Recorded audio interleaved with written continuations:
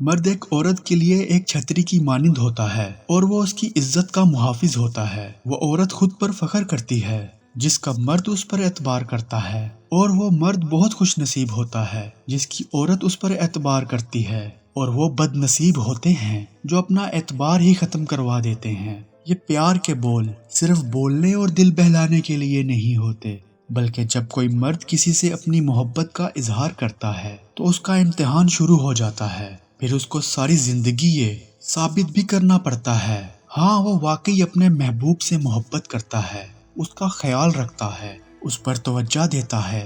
جس طرح چیزوں میں ملاوٹ پر اللہ کا عذاب آتا ہے، اسی طرح محبت میں ملاوٹ پر مرد کو دنیا میں کبھی چین نہیں ملتا۔ محبت میں سکون، راحت، چین صرف اور صرف اپنے محبوب سے محبت میں ہے، اور وہ محبوب اللہ ایک بیوی کے روپ میں دیتا ہے۔ تعلق قائم رکھنے کا مطلب ہے کہ آپ اپنے پارٹنر کے ساتھ زیادہ وقت گزاریں اور اسے اہمیت دیں۔